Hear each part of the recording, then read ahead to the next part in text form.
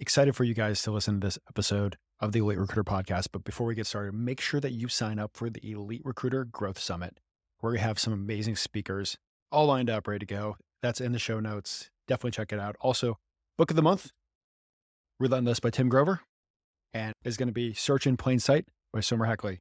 You guys will love both those books, but super excited to grow with you guys. Let's go. I am excited about this episode of the Elite Recruiter podcast. I know most of you guys know that I am in the GovCon space.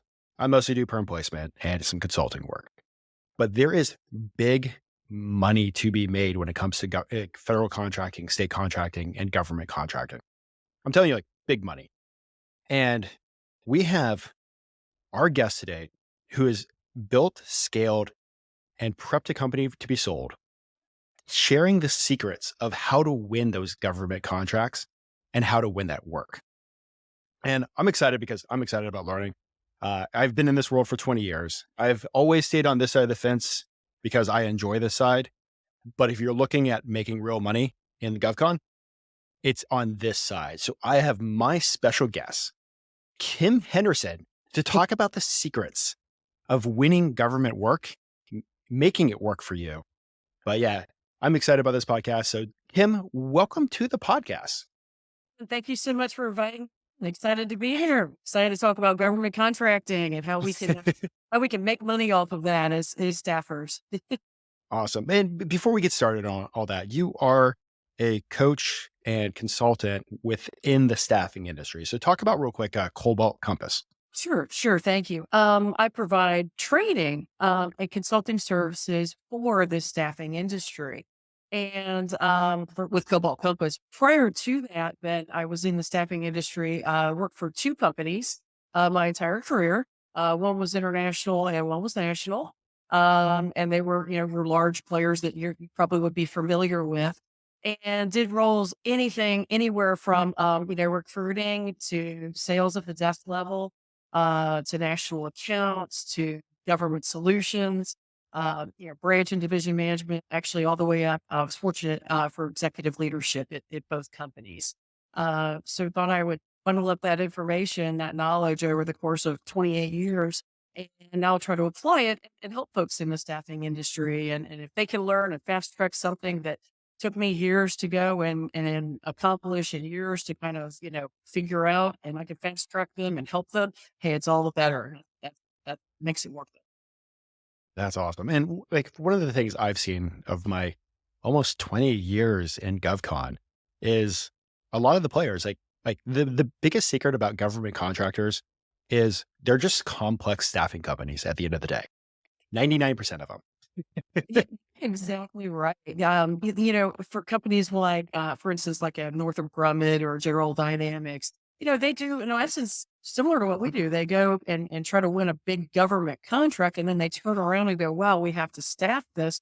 We don't have the people. So they ultimately end up coming to folks such as yourself and me, where I was, and say, hey, we need these IT resources or finance and accounting resources. So it's a very similar model, and most people probably don't realize that. Yeah, it's a dirty little secret about the space. And I can't tell you how many leaders that I have the conversation with. I'm like, no, you are a staffing company at this point in your business. No, I'm not. No, you are. You're You looking for people. All the contracts you have require a button to see. Exactly, because that's how they make their money. If they, win a prime, DoD engagement and the seats are empty, and they have billable heads, they're not making any money. So it's very much the same as our model. And most folks don't actually realize kind of in it Yep. together. We really can both provide value. Before we start really doing a deep dive in that, how did you even get involved in this wonderful world of recruiting? So, it was interesting. It was, again, about 28 years ago, around like 1993-ish, 1990, beginning of 94 and 93.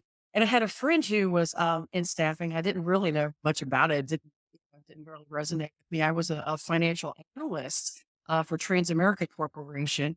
And, my friend told me about the staffing industry. And next thing you know, I got a call, from a recruiter at Kforce, which is where I spent, the first part of my career, and came in and talked to him and met with multiple folks on the team, had a series of interviews.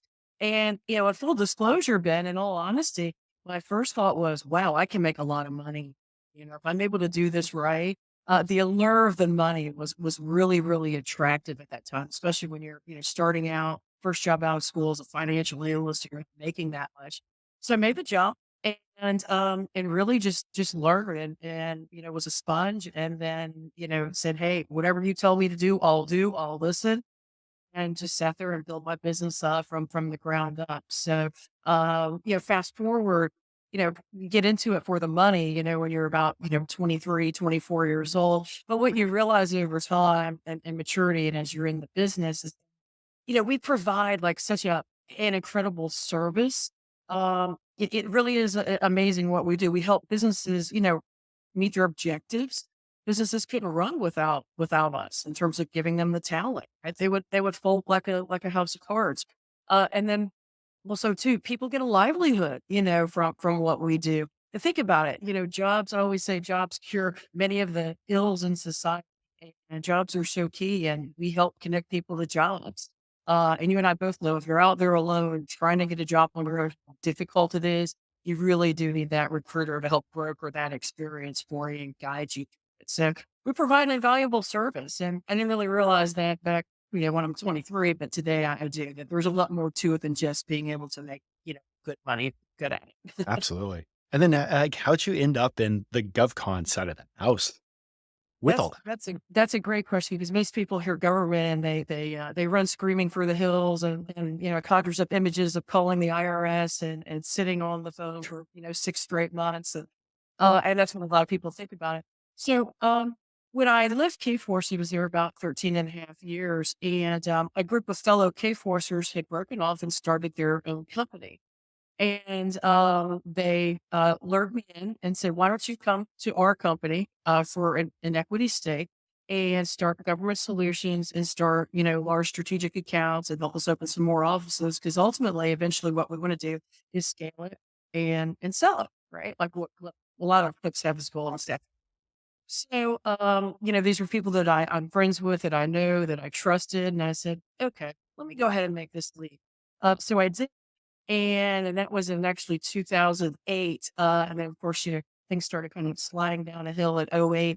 But it really was been at the very beginning, as I'll call it, gutting it out on the phone, figuring out. I mean, the only thing I knew about government then was I don't like paying taxes. And that's pretty much the extent of my knowledge. So I really had to figure out quickly, how do I get in this? How do I build this business? How do I make money at it? Right? Because you got to put numbers on the board without going down a rabbit hole and wasting time and wasting resources, which you can do. So you really just kind of had to quickly take the information at hand, assess it, try something, see if it worked, and then and have multiple, I guess, approaches into this type of business, and that's really how I got started. And ultimately, it worked out well. We ended up having between state, local, in the integrators, just under 200 billables. So on assignment. So we really were able to get it to take hold and grow within our offices. And there's like a lot of government contractors out there that never even come close to hitting that 200 like person mark. Like that's like 200 person mark at GovCon. That's a huge win and a huge success the way these contractors work Sure. And or I would these say contracts work. oh, I'm sorry. I would say half of that Ben was on the federal integration space. And then the other half of that was made up of state and local government as Mhm. well. So we'll get a little bit more into that through our discussion. Well, at least for recruiters that have thought about this and thinking about this, why should you even look at government contracting? Okay, that's a great question. What are the benefits to us, right? The what's in it for us to go ahead and do this? And there's actually a lot of things that maybe you wouldn't consider. So first, if you're talking about this federal integration space, those are long-term master services agreements, right? You'll get one, and it's sometimes on the commercial side, they want you to renew every year and they evaluate you every year. These are typically written to coincide with how long their contract is with the government, right? So if a prime has a 3-year DoD program, typically that's the type of contract they'll sign with you. 3 years, they match up, so they're long term. Number two, if you're interested in building a contract business, these are long term contract assignments. Whether it be what I learned, state or local or the Fed integration space, people go out there and they stay.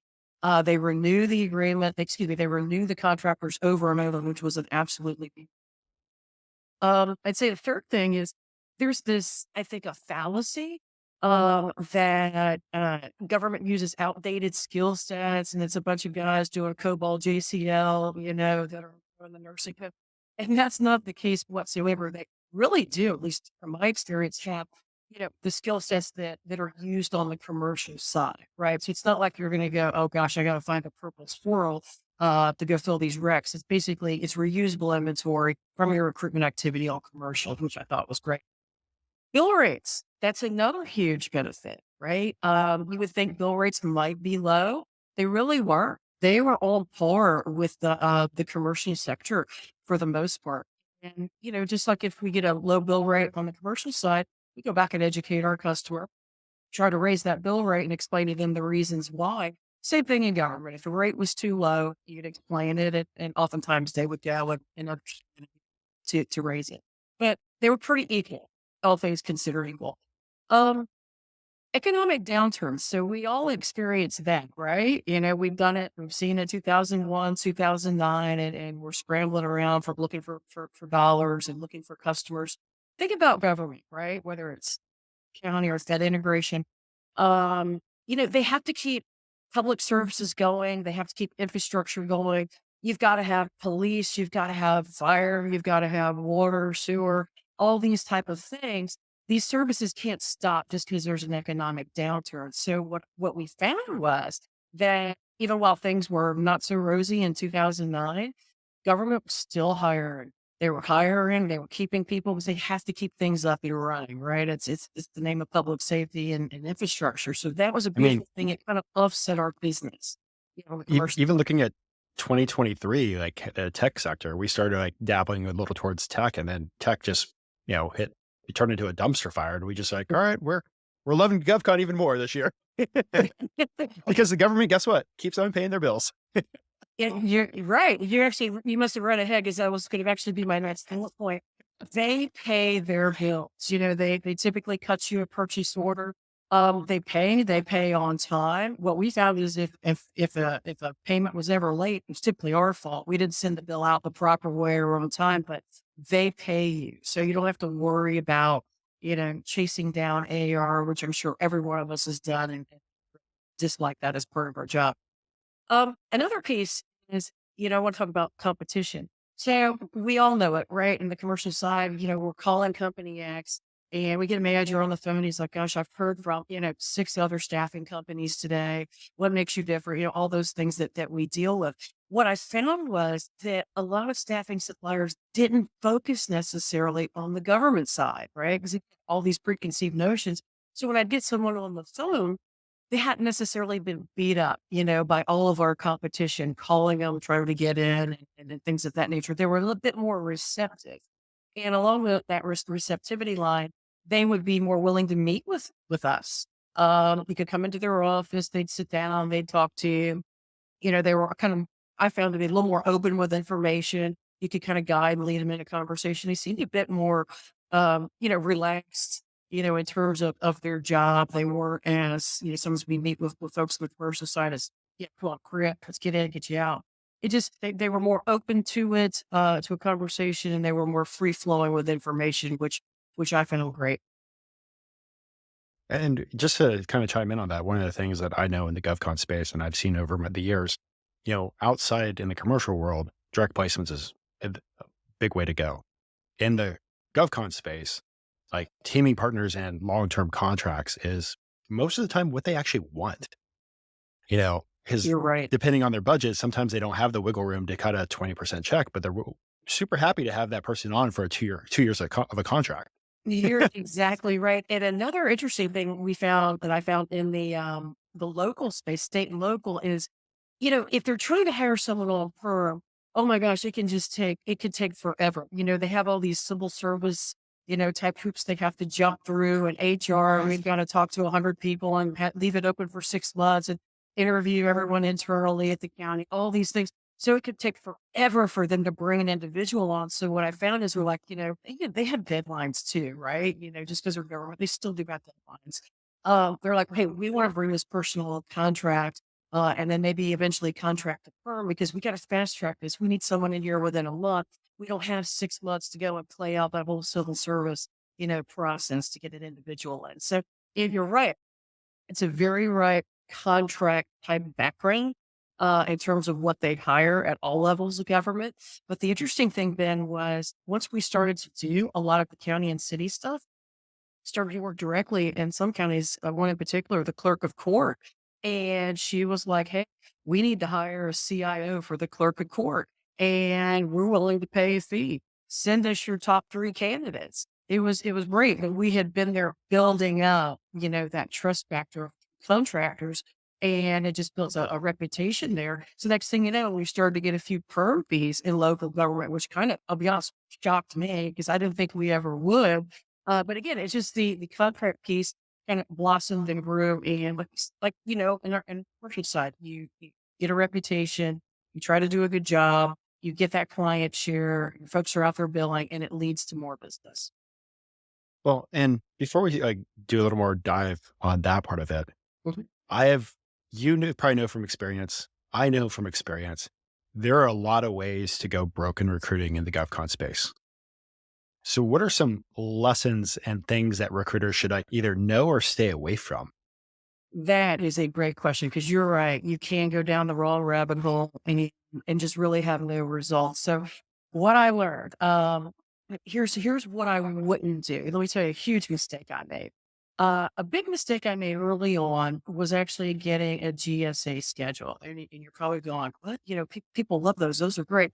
What I found was a few things. Number one, it was the most complex thing to get. And I've written tons of RFPs in my lifetime, right? I feel like I can navigate reasonably well through them. This required that we hired a consultant to put it together. It was that complex. So I remember we paid this individual about 7K for that. And then they wanted a very complex stream of reporting every month, and then even more complex reporting every quarter. And what I found out is when I went to go and take this GSA schedule to state, local, and Fed integrators, here's what I got. I said, well, they said, well, Kim, you're already on state contract. We want to buy off of that. It's easier. Well, Kim, we already have an agreement with you in place, here at the city of Tampa or Hillsborough County. We'll just work off of that. And then on the Fed side, hey, Kim, you have a master services agreement in place with HP Federal and General Dynamics and Northrop Grumman. We're just going to work off of that. So what I found was I couldn't really even sell it. And, maybe that was, my deficiency. But I found that all the customers wanted to buy off of the existing contracts that they had with us first. So what ended up happening was this TSA schedule somewhat died a slow and painful death. And it was my biggest mistake in building out the government practice because we absolutely got zero business out of it because everyone just wanted to go and buy off of these other vehicles and said, hey, it's easy. We understand. There's less reporting for us on the client side. So it ended up being a little bit of a waste of time and dollars, but luckily we made up for it with the billable headcount that we got. So it was a loss. I think that's something that I've actually seen a lot of people jumping into the GovCon space, whether recruiters or not recruiters. Is they're so busy chasing these certifications and the GSA schedule. And at the end of the day, the thing that's going to bring you in business is the relationships that you have. You hit the nail on it. I mean, it's just like the commercial side. It's face to face relationships, getting in, finding out again, like we do, asking questions, finding their pain points, and then being able to go and match that with the right people to solve whatever problem that they have. And then one thing was really interesting. Sometimes in the commercial side, companies don't necessarily talk to each other, right? You don't necessarily have Verizon and T-Mobile, collaborating and talking all the time. But what I found is when you start to work with one county in Florida, and let's say, like in particular, one was doing an Oracle e-business suite implementation, then another county said, we're going to be doing that same implementation. Who are you using?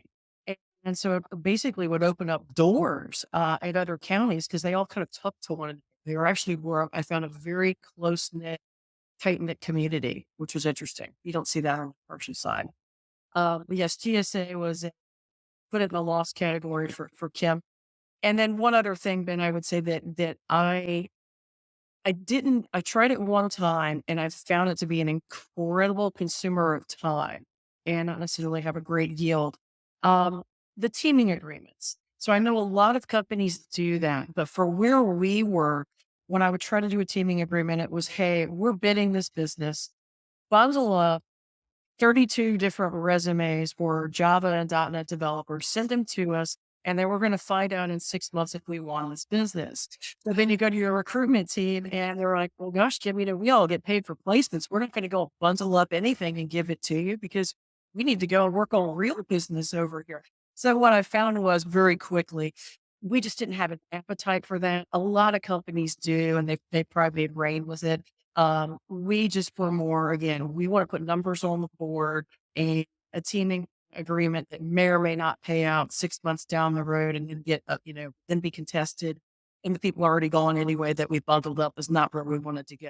And it was okay. It was a decision that we made, but I learned that pretty quickly. Teaming was probably not going to be in our immediate future. Oh, and that I think that's a place where a lot of like recruiters initially get caught up is because, they're getting the relationships, they're having the conversations, and they're like, oh, we're chasing this contract. Well, they're also one of like 25 other companies chasing this contract. And they're Mhm. like, hey, we need these awesome people. Your expertise is recruiting.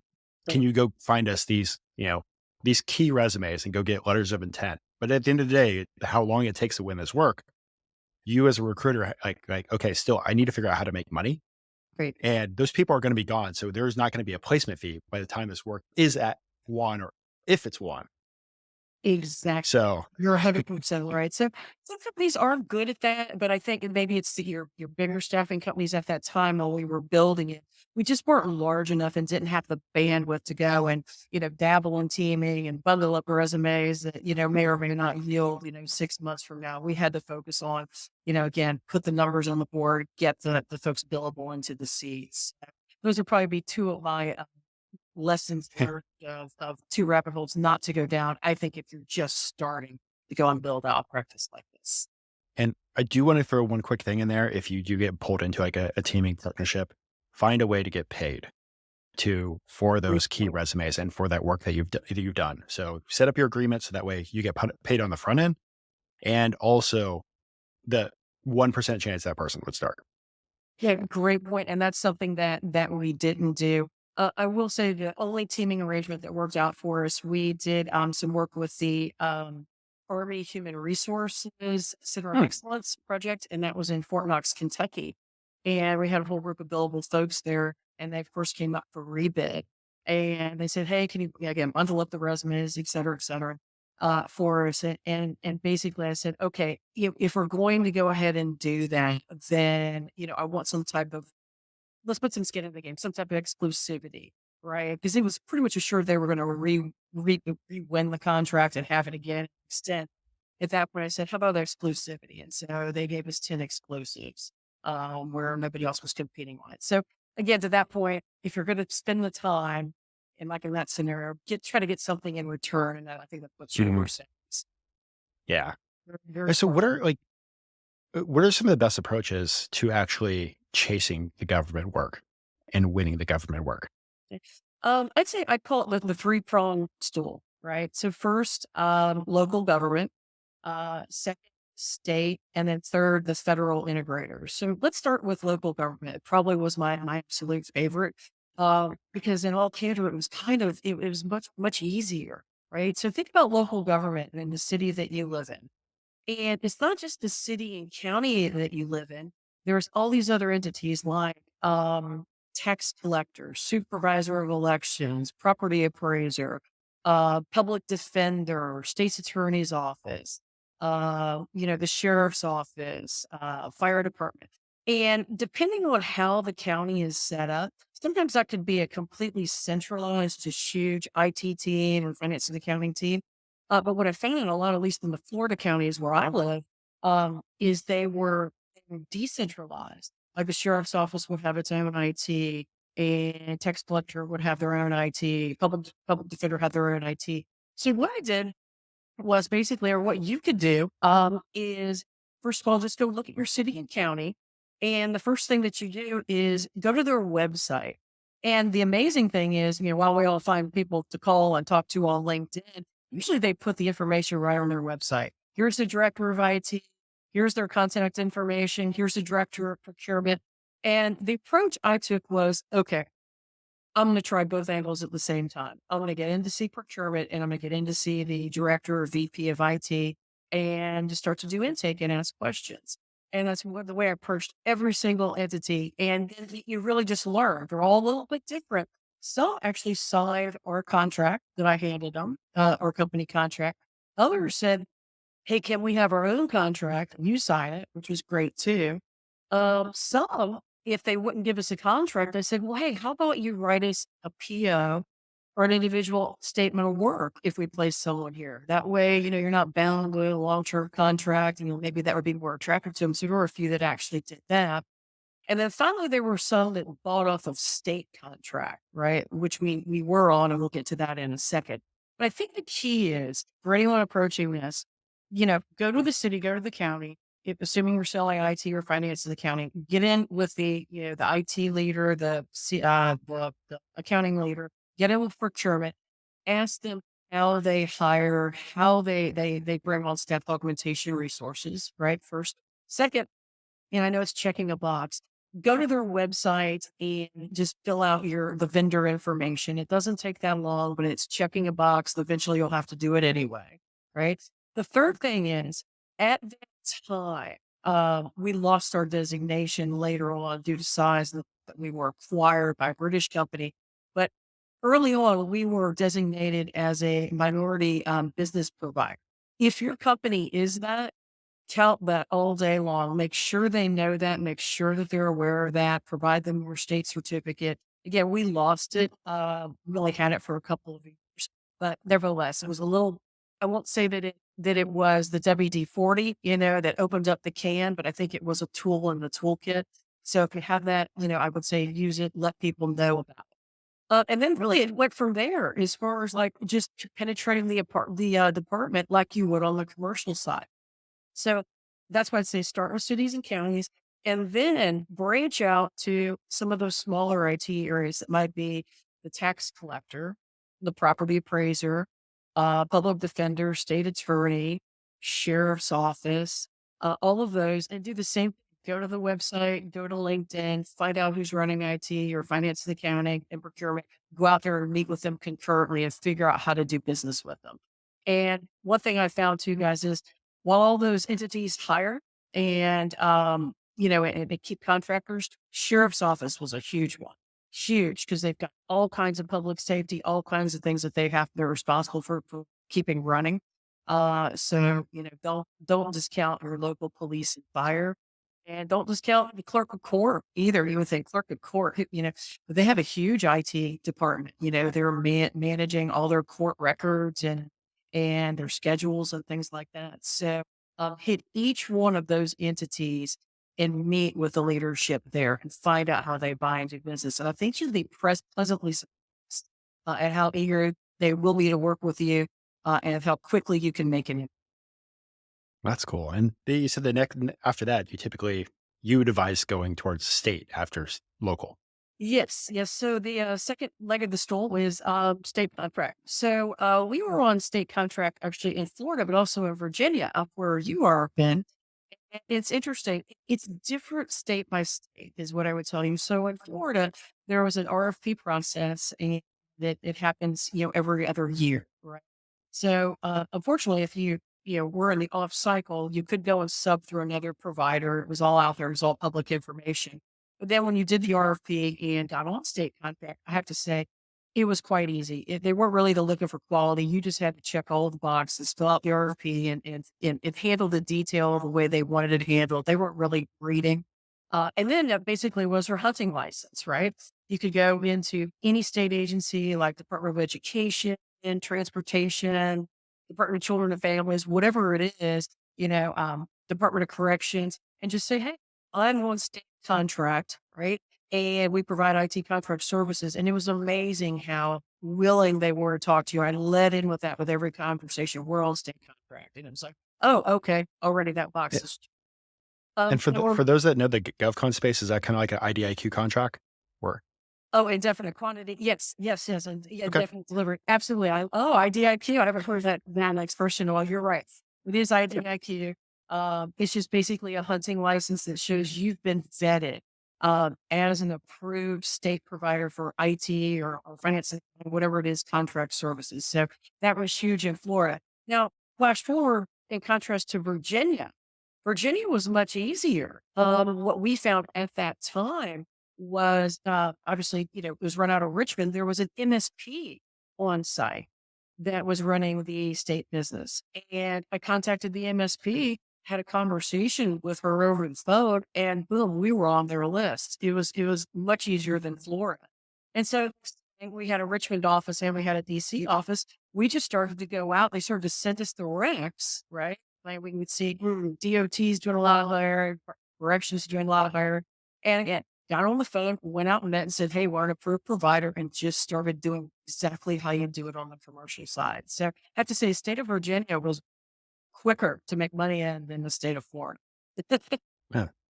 So Well, it depends. For the state level, go out to the state website and they will tell you, what their process is.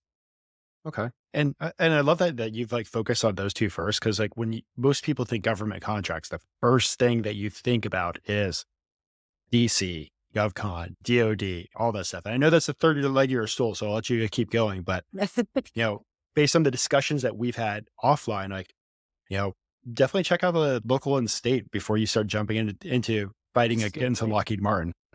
Absolutely. Yeah, because it happens more quickly, Ben, right? It can take a little longer on the Fed side. I found that the state, and especially the local, happens quicker. So if you've got a boss over here saying, "Hey, got to get billable heads all the time. I got to be making placements," at least that'll keep the lights on, keep people fed, keep people going. While you build out a federal integration system. And then one final comment on state, Ben. You may think that happens only in the state capitals, right? Like Richmond and Tallahassee, if you're in Florida and places like that. What I found was that was not all accurate either. So places like Orlando, well, they had an offshoot of Department of Transportation that was the turnpike system. They had like about 100 contractors at Turnpike, right? We didn't have all 100, of course, but we started getting more making placements. In Tampa, there was Department of Children and Families, a big offshoot of that.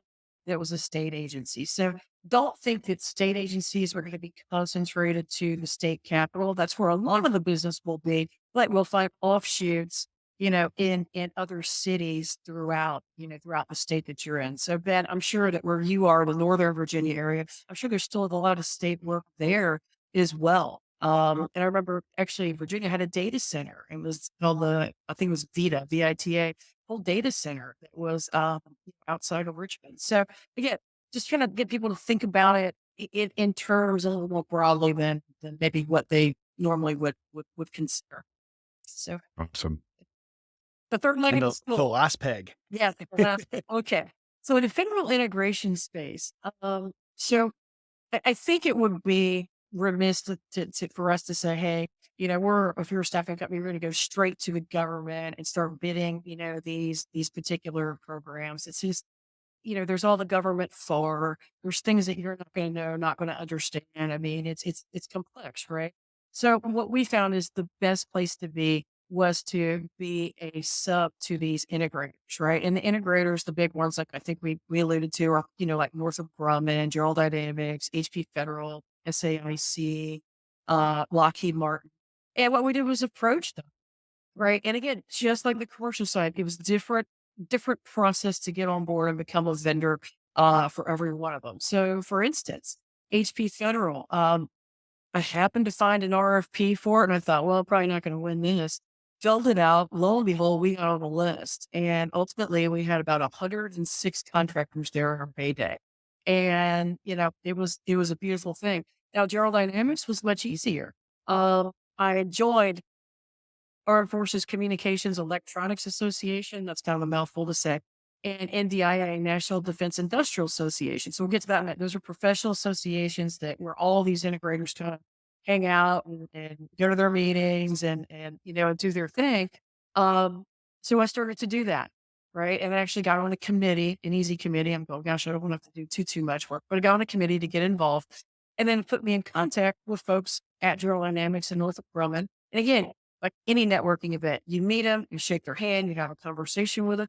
Hey, I'd like to come into your office and talk to you a little bit more about your business. Got in front of them, talked to them about, what their needs were in their office, what programs, gov programs they were supporting. Lo and behold, next thing you know, we were able to go and get agreements in place with General Dynamics and Northrop Grumman. So that right there gave us an anchor of three big integrators with HP, GD, and Grumman. And then I look to your smaller integrators. There's a whole space of the sub tier, we call them tier two and tier three integrators that oftentimes people don't consider. And I didn't really know about it either until I started to attend those networking events that I mentioned, those associations, and just met them. And, it'd be ABC, contracting or whatever. I'm like, oh gosh, I haven't heard of you. And then those folks really had a need because they were small. They didn't have the staffing engine behind them then when they'd go out and win business. So they were like, oh gosh, we really need you. We need your help to go and give us Java developers or, QA folks, whatever that case may be, because they were small. They couldn't go out and hire a whole bunch of types of people or absorb, relocating people like an HP Federal real quick.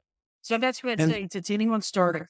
Look at the big integrators, right? And I think the way to get in with them, the smart way, start to attend those professional association meetings. They exist in every market. I know they're in the Virginia area. I know they're in Florida. They're in Georgia. Went to those meetings consistently every single month. They always have lunch meetings and meet people, get involved to a degree, as much as you feel like you can do, but then go sit down with them in front of their office and learn about their business and learn about their pain points. That's the best way to get in. And then don't discount the tier two and tier threes. They need our help even more. Right. So again, you and also meet them at the professional association events. and I love that you talked about the tier two and the tier threes because the government over the past few years has done a lot of set aside for small businesses. You're right. And those small businesses, they do have the teaming partner of a large player, but most of them don't have their built out recruiting engine set up. So they literally they'll chase the work. They're great at writing the proposals, but at the end of the day, they're not the best on the recruiting side of the house. So Yeah, exactly. that's our honey hole. Yeah. If they don't have the infrastructure to go and hire all these Java developers and maybe, Hmm. keep them unbillable while they're onboarding people, they just don't have that. So that's where we as staffing providers come in and can provide a huge service for them.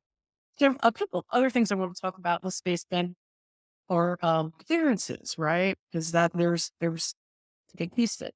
So on the DoD side, if you're going to go and sub and need that business, it's likely that you'll have to have be able to go and recruit and hold secret and maybe sometimes top secret clearances, right? And we'll get to how to do that in a second. But what I also found is, let's say you have no appetite for that as a company. What I found is it working for those integrators, they also have a lot of Fed civilian work. And you're like, what the heck is Fed civilian? Fed civilian would be, say, if HP goes out and wins a contract with HUD, or they win a contract with the VA or the post office, or the Federal Reserve. Those are called Fed civilian. They're not DoD specific. So what we found there was, which was beautiful, those folks didn't need a secret or top secret clearance. What they needed was called like a public trust clearance, which basically anyone that that doesn't walk through the street yielding an axe, I mean, could get a public trust clearance. That was probably a bad joke, but meaning it's very easy to get a public trust clearance. And actually, that was something that the government handled, right? So we didn't even handle it. Place a contractor on assignment that would be out at the Federal Reserve. They would handle HP, say would handle that process of getting them their public trust, which would take a few weeks, and then boom, they were out on assignment. So for anyone that doesn't want to necessarily have to deal with getting a facility clearance to do DoD work, you can aim yourself at Fed civilian and Fed healthcare, right? Because they're always spending money, you know, post office, VA, USD, all those particular programs, and it won't require you to have to get that facility clearance.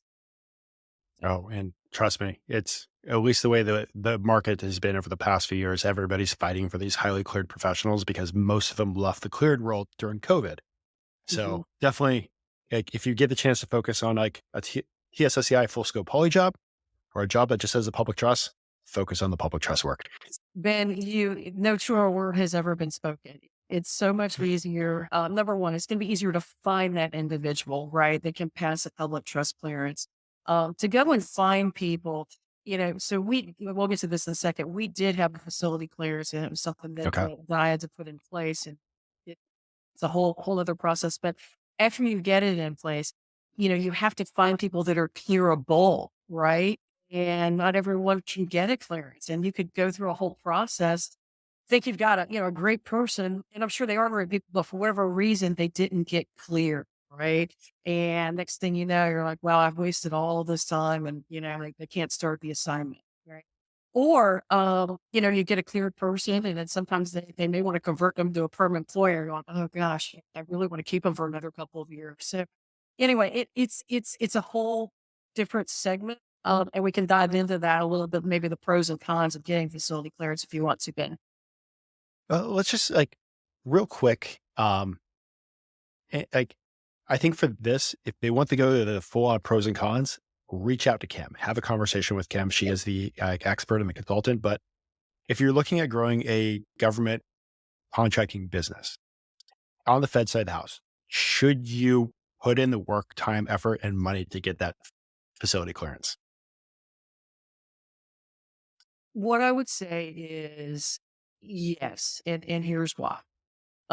First, a company will has to sponsor you to do it. So Northrop Grumman actually sponsored us because they had a need. They had a program, a document called a DD 254. It was basically the security requirements of a program, and they needed people back. So basically, they sponsored us, and I went through the process with the Department of Defense Security Services. And you fill out the forms. Your key management personnel have to get cleared, all that good stuff. And then ultimately, you get your facility clearance. A few months later. What I would say is it was free to get the clearance, right? Where the cost comes in is, you either have to designate someone as your facility officer, so FSO, to go and manage those clearances and pay that person. Or second route is you could outsource somebody to be the FSO and do all that work for you. Or the final thing is you could have someone like Kim who did that at nighttime and did her day job during the day, so you don't have to go pay somebody else. So I kind of drew the short straw on that one, and ended up having to be the FSO as well as run the government business. And it is from a paperwork standpoint, it was a bit consuming. But the upside was it didn't cost anything to you really just had to follow their process. And then we did have so many cleared people that we were holding on our facility clearance on our cage code. We had a lot of cleared folks, which again is billable heads, is revenue. And we started to get better and better at recruiting those people that already had the clearance. So we didn't have to take them from scratch. So what I'd say is it's it's worth doing. Just realize it's gonna take a little bit of commitment, and it's gonna take a little bit of extra work to go ahead and do that on your part as you designate someone to manage that process. But if you don't wanna go down that route, as Ben said, start on the Fed civilian side with those, first and second tier integrators, and you could still make a ton of money doing that and just ignore the DoD, all day long, right? Mm. Awesome. Well, before we jump into the next part of the podcast, is there anything else that you want to share about government contracting? I think the key takeaway from this is, again, when I started, as I mentioned, I didn't know anything about government whatsoever. So it's easy to actually make money if you focus and you do all the things that you do on the commercial side. You go out, you meet people, you develop relationships, you find out where their pain points are, and then you provide a solution to them. It really is no different. It's just getting in front of them and asking the questions. And I'm telling you, there really is money there. They're much more open to meeting with us again. Than I think they were on the commercial side. And as I indicated earlier, at least at the county and the local level, they talk to one another. They'll open doors for you. They'll make introductions for you. I'm the CIO in this county. Oh, I need to know the CIO of Orange County. I'll introduce you to them. So they have much more of a community. And so if you're in there doing a good job, you're actually going to, I think, be able to expand your reach quicker and farther than you can sometimes on the commercial side. So I'd say if you haven't tried it, give it a try. It's not as daunting as you might think. It's actually Cool. much easier Awesome. than you. Well, that is awesome. And if you have any more questions about growing your staffing company and also growing in the GovCon, definitely reach out to Kim. She's fantabulous. So over to the quickfire questions. What advice would you give to a brand new recruiter that's actually just starting out recruiting in 2023? Okay. Oh my gosh, brand new recruiter. It's about relationships. It is about relationships and a long-term mindset, a long-term mentality. The recruiters that I've worked with that have been successful in the business for, 20 plus years, what have they done well? They have developed a referral business. And like none you've ever seen. They place people over and over and over again throughout their career, and then those people refer folks to them. And they've done that really through, caring, caring, listen, really being working on the best interest and the best interest of the candidate, helping them through their job search, going that extra mile. In contrast to recruiters I've seen that are a flash in the pan and don't last this business and maybe don't do, such a great job, are the ones that I call just going through the motions, right? They go through the motions, ask the questions, they don't really care. It's all about that quick, and it shows, right? If you're genuine and you're sincere in anything that you do, it's going to come through and people can see it, they can feel it.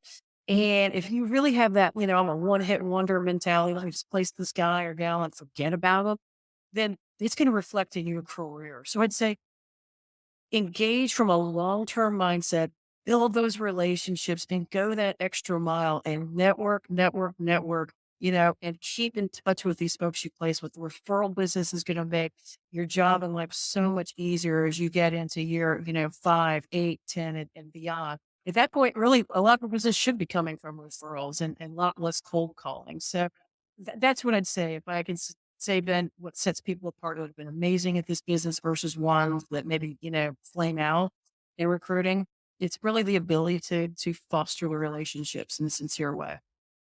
Awesome. And same question, but for experienced recruiters, what advice would you say to them to continue to see success? For experience recruit, that's a great question. Um, I think number one, embrace technology, right? I've seen some successful recruiters, but they don't embrace technology and they don't embrace some of the changes that are happening in our market. They kind of dig in and, just go old school and think, oh, I've always done it this way. I'm going to continue to do this way. But, if it's embracing AI to help you take better notes so you can go and actually listen and engage in a conversation with a candidate, try that. Whatever it is, try it. Engage technology to make your job easier, right? And again, I think continually keep networking. Don't ever stop networking. It's sales, right? We're all in sales, whether it's sales or recruiting. You got to continually fill that pipeline. So the whole networking piece is key. And then finally, um, you know, from a recruiter standpoint, I see a lot of recruiters that dig in, for lack of a better word, on perm placement. I want to do perm placement. I'm the executive search also, and that's great. That's good. What I call it sometimes, guys, is the perm sugar high, right? And I think what we find, especially if we have a down economy like in '08 and '01, is contract resources that keep the lights on, right? Contractors still get hired in an economic downturn, just like what we talked about. Businesses have to run, they have to do payroll, they have to have IT security, whatever that is. So be open-minded to different types of business models. Don't always think because you've been a perm placement recruiter that that's what you should always be. Open your mind a little bit. Recruit contract folks. Place them on assignment because I'll tell you that annuity every month and not starting at zero is a beautiful, beautiful thing. Once you have a whole group of billable contractors on assignment and you don't have that anxiety of, oh my gosh, I'm starting at zero. So again, be open minded. Just don't dig into, I call it a rut. Then, the difference between um, a rut and a grave is the size of the hole, right? So don't get in that rut and say, I've only done it this way. I've only done pro replacement. Think about it differently. Be open to other business models like contract. So, rut and a grave. I'm going to remember that one. It's the size of the hole. It's the only difference. Well, looking at your career, has there been a book that has had a huge impact on your career? There have been a couple. I would say Probably one of the more recent ones is I mentioned to you that we built our business for sale and we were acquired by a large British company. And I stayed on, excuse me, for several years after we were acquired and gained so much experience and learned so much working for an international organization, right? We're doing global deals with other countries. How do you formulate that? How do you interact with customers? How do you handle the cultural differences? How do you handle pricing and different laws, when you have contracts that are going, for multiple countries all at one time. So what I learned there was, again, it was incredible, getting global business experience. I'd say that was key. Uh, I would say probably the other key point was really just kind of starting this whole government solutions and national strategic accounts practice for the company that got acquired. You're there, I'll call it, as I said, gutting it out, but it's so rewarding to actually see a couple of years into it when the fruits of your labor and all those cold calls and all those meetings start to pay out and you start to see the business grow. It was just a very rewarding, feeling for everyone that was on the team, as well as, our customers and me as well. So probably two big points right there. Awesome. Awesome.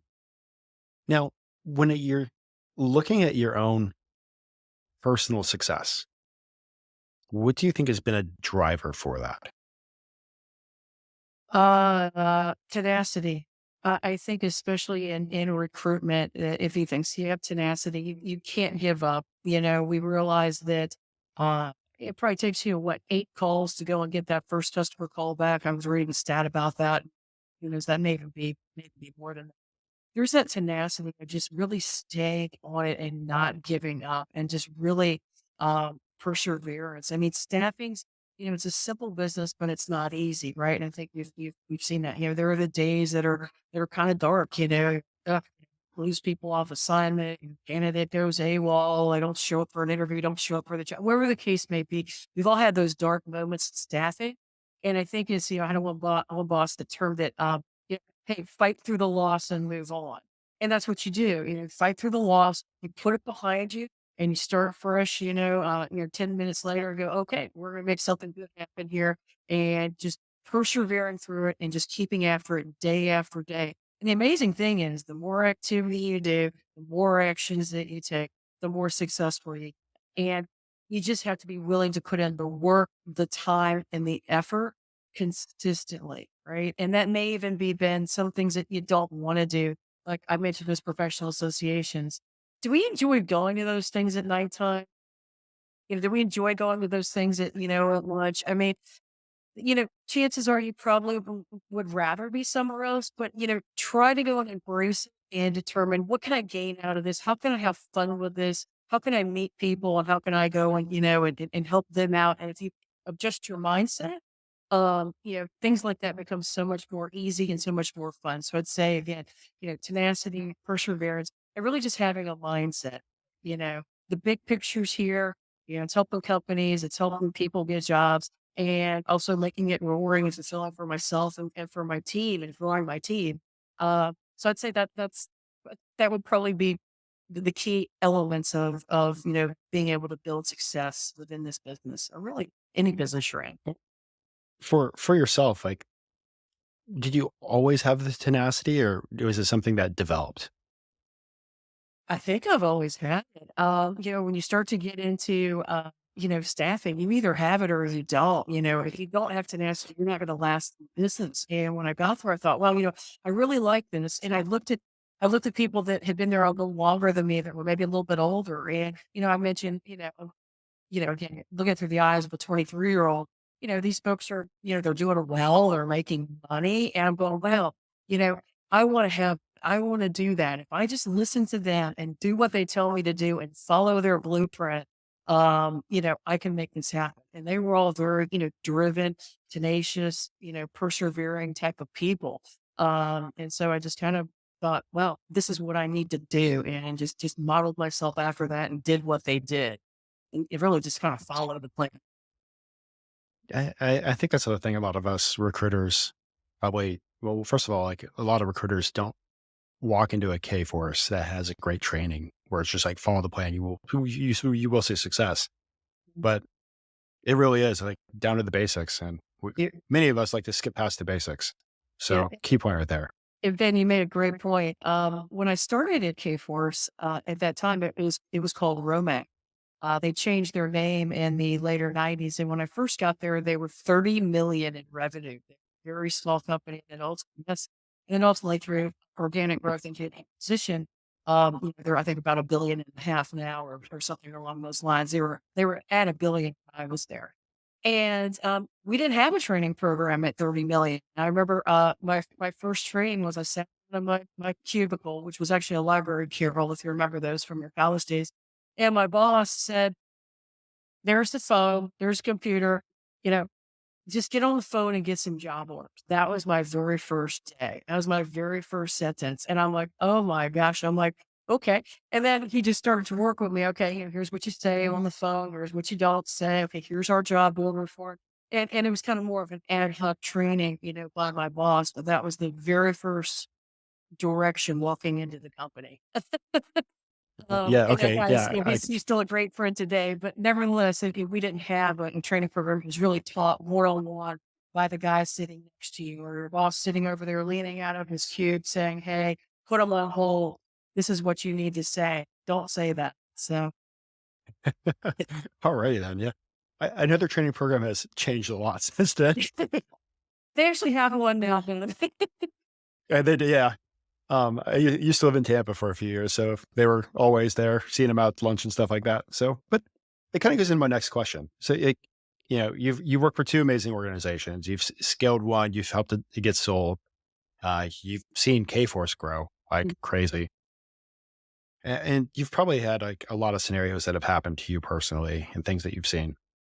If you had the chance to right now go back in time and have a cup of coffee with yourself, your first, second week in the job, what would you tell yourself?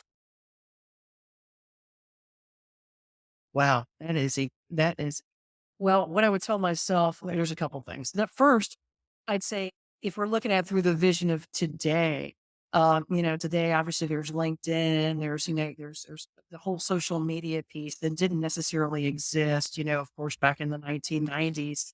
What I told myself today, if I could go back to my Hayes days, is I didn't leverage their marketing and social media department the way that I should. Hayes, they used to boast that they were the most followed staffing company on LinkedIn, and they had a great marketing department. And I never leveraged it, right? When it comes to like personal branding and building that out, they would have helped me do that while I was there. They would have done it for me. But to have my gliders on, you're running your business, I just didn't care. I didn't think about it. Fast forward today to being my business owner, right? Your marketing, your operations, your sales, your back office, your everything when you have your own business. And had I been smarter back then to leverage, a Hayes marketing team, could have started early building that personal brand before, I ever went out on my own. Right. And that was a huge mistake on my part to not take advantage of resources that were in front of me. So take that to the big picture. If you're working in a staffing company right now and they've got resources, whatever it is, from marketing to PR to, back office to training, whatever it is, that you feel like you can use to enhance yourself and your career, you know, embrace, use it, learn it, absorb it, whatever it is, take advantage of resources that are in your company. Because I don't think I necessarily did a good job of that, the way I should have throughout time. And then, one other thing you mentioned, if you could have a cup of coffee with yourself. Um, Flashing back to Kforce, at one point I was promoted to the executive team, and at that time I was actually the only female on their executive team and the youngest person at that time. And, what I would tell myself today is, when you're doing that, in retrospect, you know, do a better job, or I should have done a better job, I think, building alliances, with people, right? And you look at it more of an individual, or I did individualistic type of thing. Let me still go in, do my job, run my teams, get results, and things will be great. And things were pretty good, but they could have been better if I had personally been better at building alliances and getting buy-in from people before, I will roll out a new program or will roll out a new initiative, right? Getting that buy-in, giving people their input into things versus just more doing it. That's probably a shortcoming that I had. That's I could go back and do it all over again. I would revisit and do it differently. Build alliances, get buy-in from people, versus more, charging ahead like a bull in a china shop sometimes. So live and Well, learn, that is right? awesome. Absolutely. Well, Kim, before I let you go, if anybody wants to get a hold of you, how do they reach you?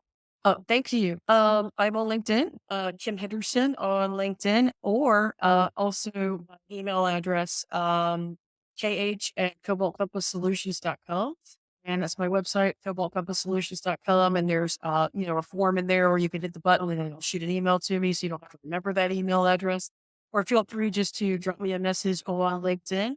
If anyone has any questions about, the whole government space and how to go and fast track that or fast forward it, very happy to answer any questions that can help anybody, cut through some of the minutia and start to make it quick. Happy to help.